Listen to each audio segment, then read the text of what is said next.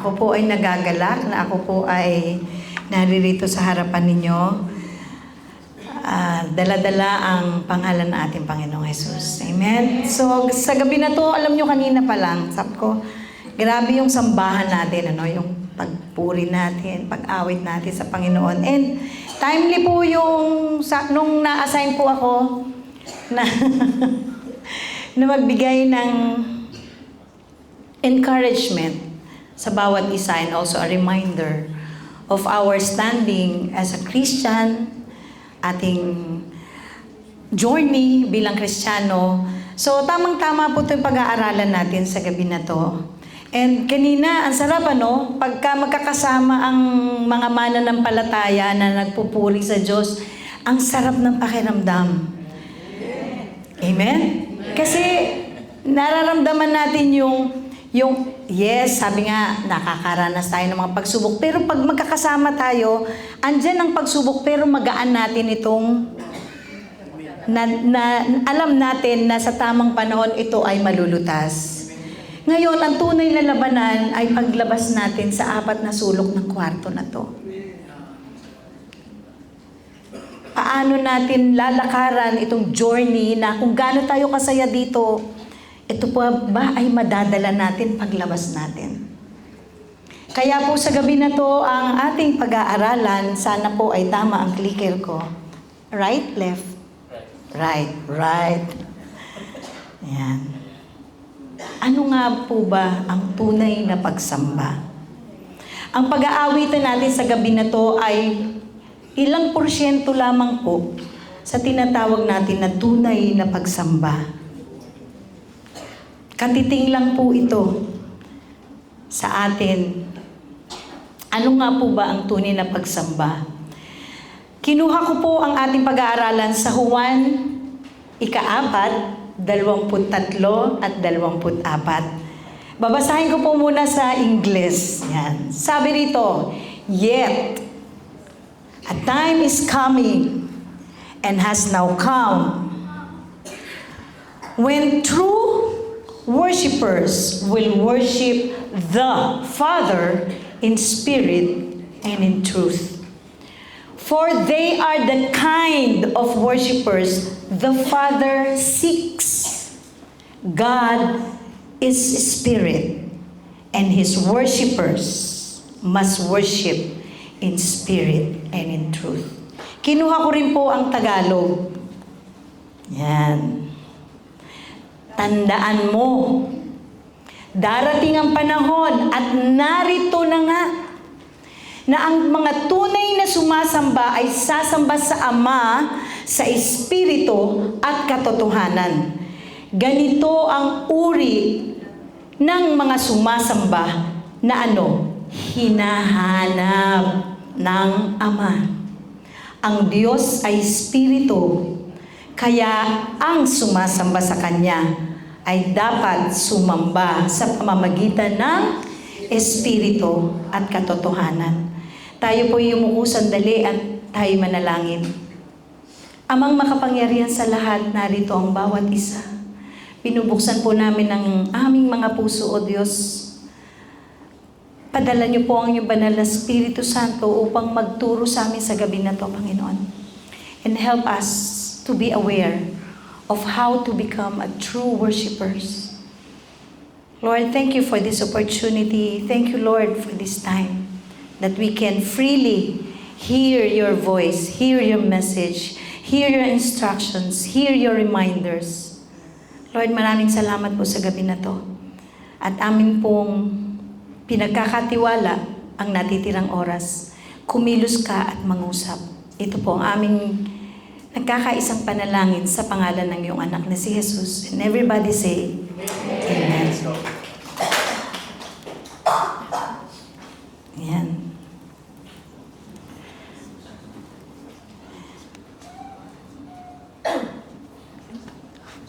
Ayan. Panimula po. Sa mensaheng ito na binasa po natin kanina, ito ay may napapaloob na isang malalim na katuruan ng ating Panginoon. Ukol sa tunay na pagsamba at saan? Sa kalikasan ng ating Panginoon. So dito pinakikita na sa mga talatang ito, nakikipag-usap si Jesus sa Samaritana.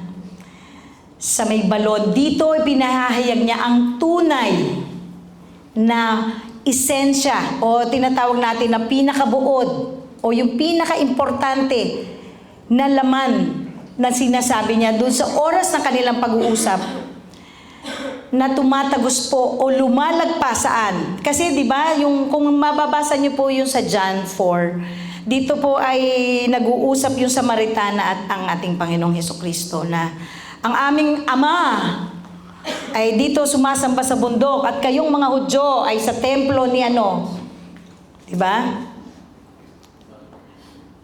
Ni David at saka ni anak ni David, Solomon. So, dito kayong mga Hudyo sumasamba, pero nung kinausap ni Jesus ang Samaritana, dito niya sinabi na the hour, yet the time has come, and now, tinutukoy niya ay ang kanyang sarili. Sabi niya rito, yan. Sorry, hindi ako sanay may clicker eh. God is talking about the coming of the new era. Ito yung panahon na magbabago na ang klase ng pagsamba. Hindi na para pumunta sa bundok, hindi na para pumunta sa templo. Nang sinabi niyang dumating na, Jesus is declaring na ang bagong realidad ng pagsamba ay nagsisimula saan? Sa presensya ng ating Panginoong Hesukristo.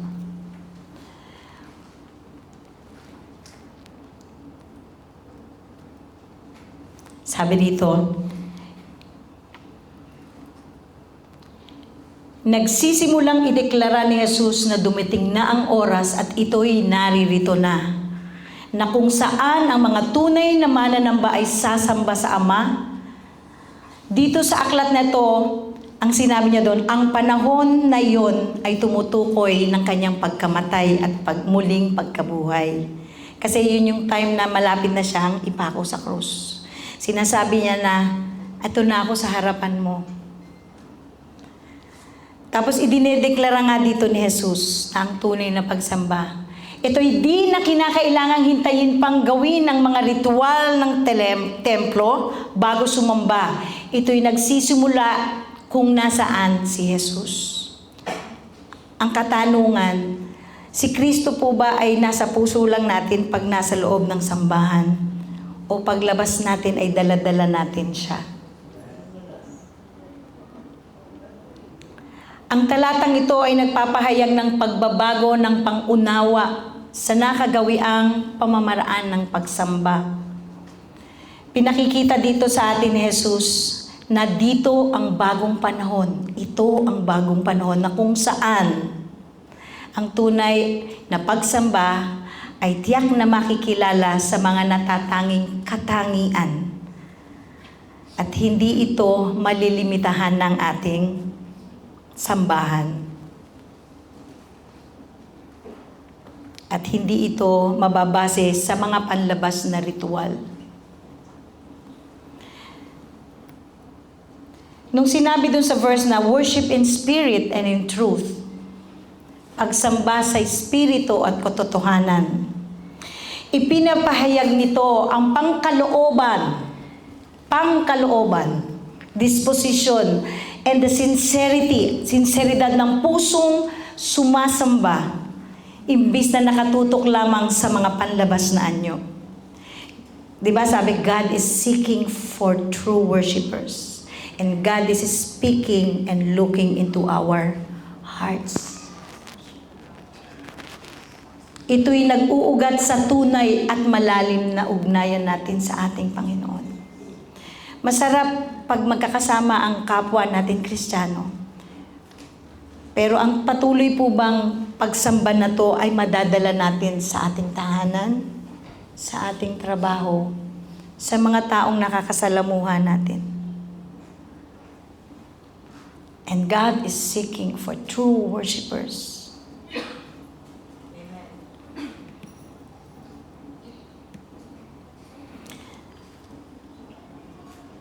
hinahanap ng mga tunay na mananamba.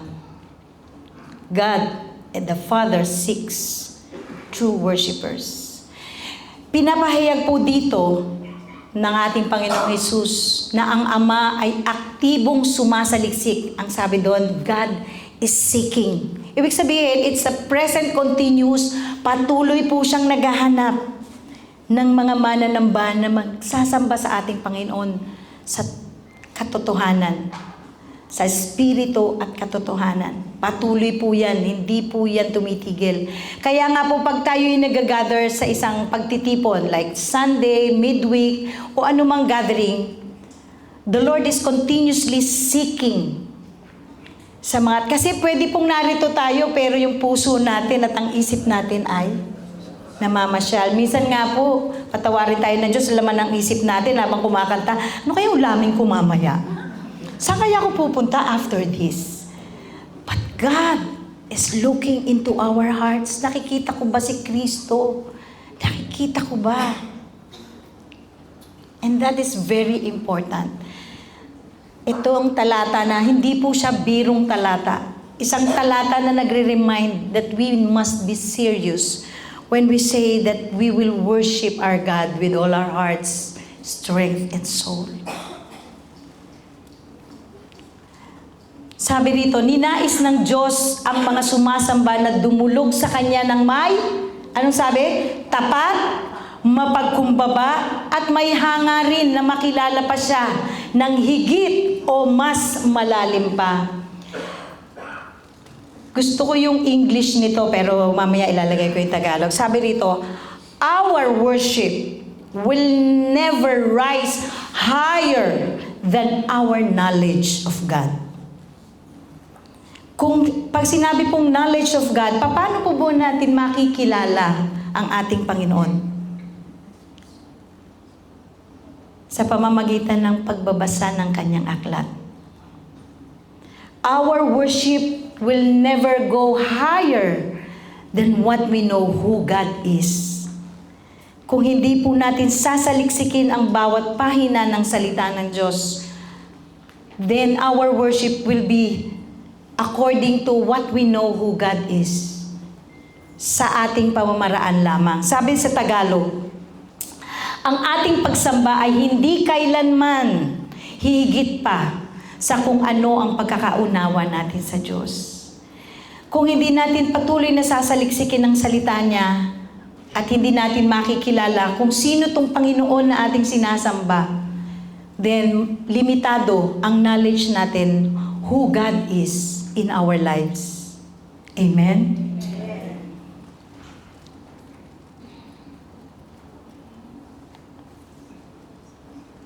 Ang Diyos ay Espiritu.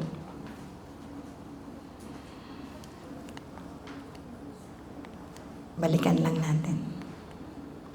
Tinutukoy ng pahayag na ito ang maka-spiritual na kalikasan ng ating Diyos at mas higit o lampas na katangian niya kaysa sa mga limitadong pisikal na bagay. Siya'y nananaig o nananaig kahit saan at madaling maabot ng sinumang, ano sabi dito? Mayroong sikreto, taos-pusong sumasaliksik. Hindi tayo sasaliksik dahil inutusan lang tayo ng ating mga pastor o ng ating mga cell leaders, kung hindi nanggagaling sa puso natin ang pagsaliksik dahil mahal natin ang ating Panginoon. Sometimes when we say, Lord, I love you, pero ang hinahanap ng Panginoon, ito ba ay tagos sa kaibuturan ng ating puso? O ito ay isang salita lamang na nakasanayan natin? Ito po yung sinasabi ng talata na naghahanap ang ating Panginoon ng tunay na mananamba.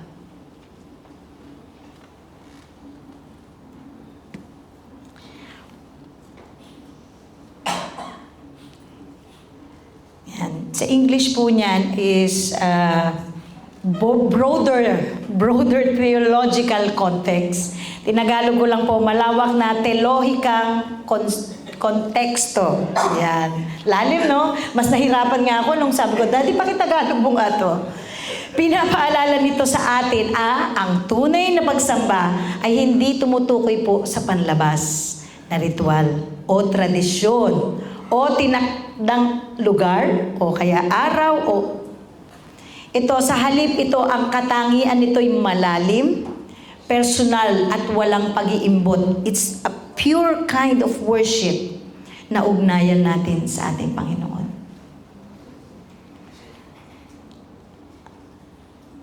Puso. To top it all, it's about the heart.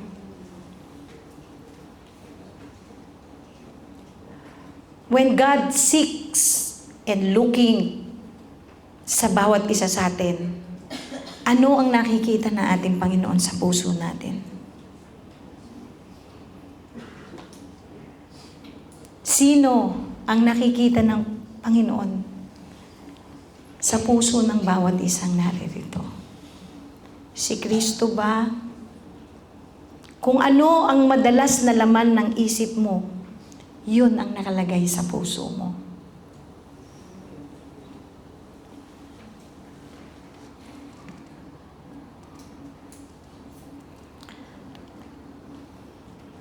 Suriin ang sariling ugali at hangarin. Hinihikayat nitong saliksikin natin ang ating tunay na pakipag-ugnayan sa Diyos. Hindi basta tinutupad ang mga makarelihiyosong pamamaraan o gawa o tugunan lamang ang pangsariling gusto natin. Let's check our hearts and seek the inmost part of our heart. Sino ang nasa puso natin?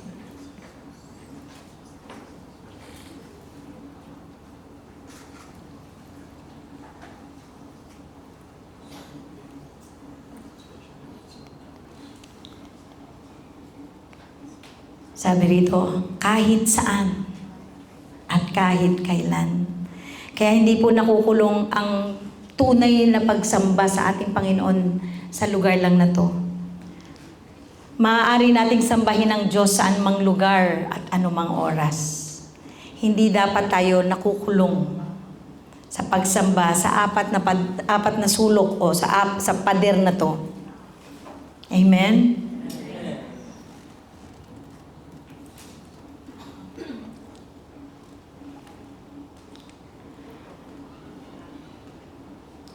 Sabi dito, tayo po ay hinihikayat at hinahamon na gumalaw ng higit pa sa panglabas nating ritual.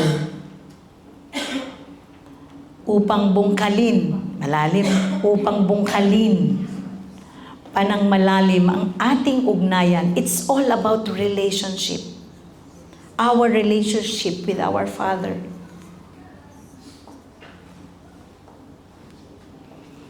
Habang sumasamba tayo sa Espiritu at katotohanan, iaayon natin ang ating mga puso sa kalooban ng Ama. Ukol sa dalisay at tunay na pagsamba.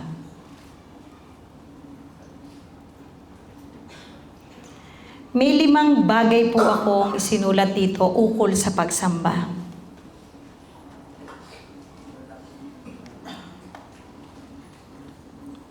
Worship beyond walls, or tayo ay sumamba tayo ng higit pa sa limitasyon ng pader. Amen? Dapat hindi ikulong lamang ng mga Kristiyano o tayo na ang pagsamba natin sa loob lamang ng simbahan o sambahan o ng mga sagradong lugar. Ang tunay na pagsamba ay nagaganap kahit saan. Kahit sa tahanan, kahit sa paaralan, kahit sa mga taong nakakasalamuhan natin. Dapat nating tandaan na hindi nito pinawawalang halaga ang pagtitipon upang sumamba. Sa halip, pinalalawak nito ang sakop ng pagsamba. Amen? Hindi po nakakontain lamang dito na tayo'y nag-i-enjoy, but worship goes beyond. Sabi nga natin, di ba?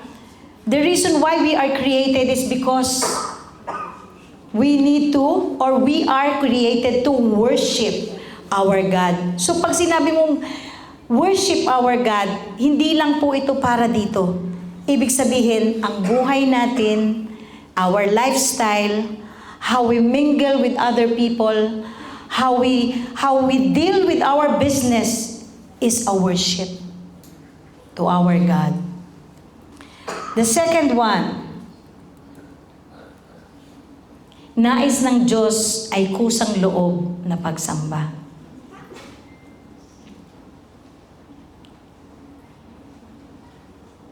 Ito ang hinahanap ng ating Panginoon. Yung kusang loob na pagsamba.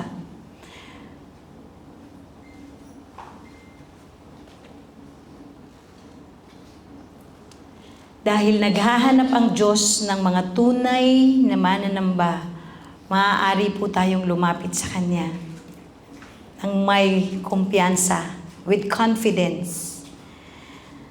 At ang pagsamba ay hindi tungkol sa pagpukaw natin ng Kanyang atensyon. Tandaan natin, hindi tayo ang kumukuha ng atensyon, but God is seeking. All we have to do is what? Tutugunan lang natin. We just respond ang Kanyang imbitasyon.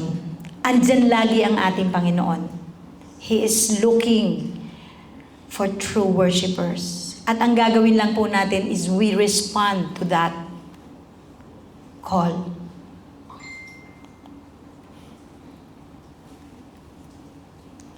Yan. Isang makapangyarihang pamumuhay sa Espiritu. Or what we call the truth-centered discipleship. Higit pa sa pag-awit tuwing linggo ang tunay na pagsamba. Ang pagsamba sa pamamagitan ng Espiritu ay nangangahulugang pamumuhay ng may gabay at inspirasyon ng Espiritu. Ito'y araw-araw na pagpapasakop sa Kanya. Araw. Hindi pwedeng, Lord, ako muna masusunod. Bukas ka na lang. Ito'y araw-araw na pagpapasakop sa Kanya. Sa ating mga desisyon, sa ating pag-uugali, at galaw na nahahayag dapat ang presensya ng Diyos at ang Kanyang kalooban.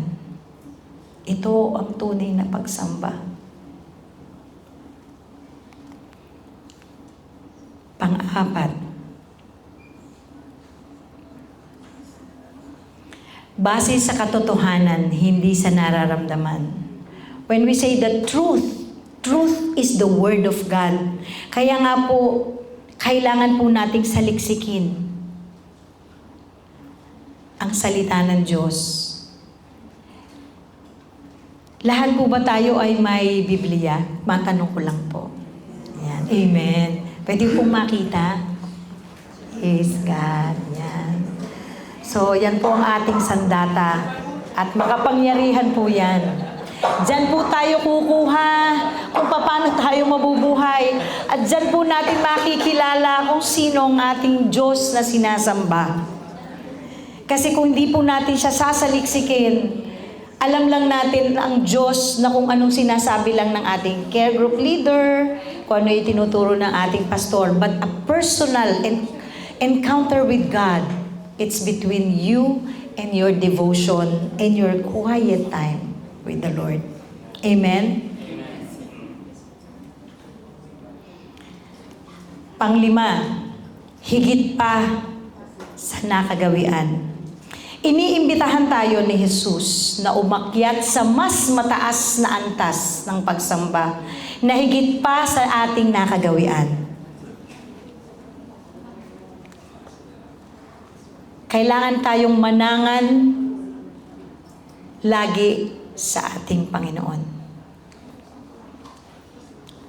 Niyayaya tayo ng Diyos na mas malalim na relasyon sa Kanya. Palalimin natin, kilalanin natin. Di ba sabi natin, Lord, I love you. Pag mahal natin ng isang tao, inaalam natin anong oras natutulog, anong oras umuuwi. So, bakit hindi natin to gawin sa ating Panginoon? Alimin natin kung paano siya kumilos, kung paano siya nagiging makapangyarihan, paano siya dun sa Old Testament, sino siya at sino siya sa New Testament. Kilalanin natin ang Diyos na sinasamba natin.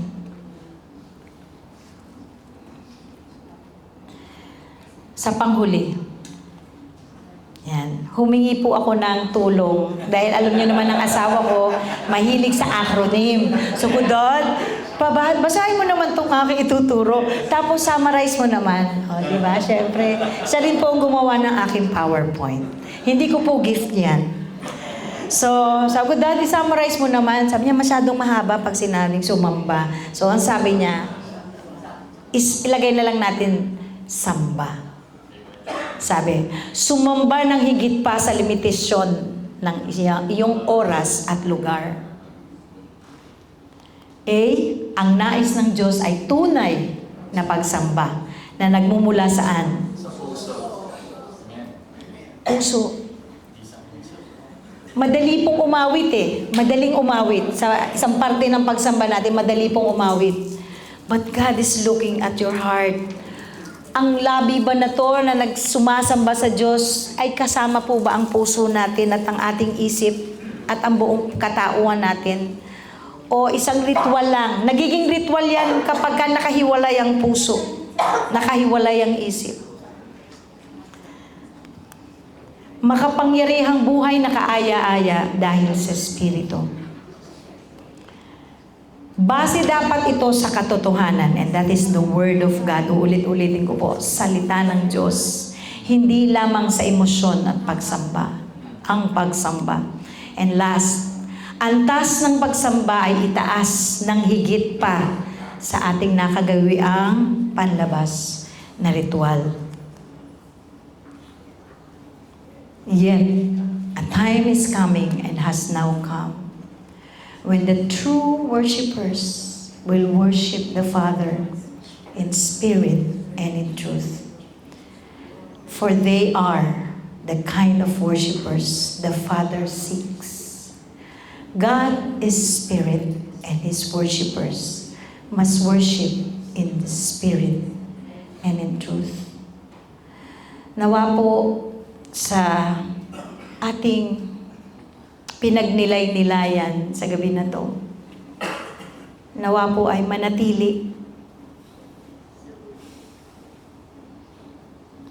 na parati po nating tatandaan that God is seeking for true worshipers. And it will start with our heart. Ang puso po natin, ang isip natin,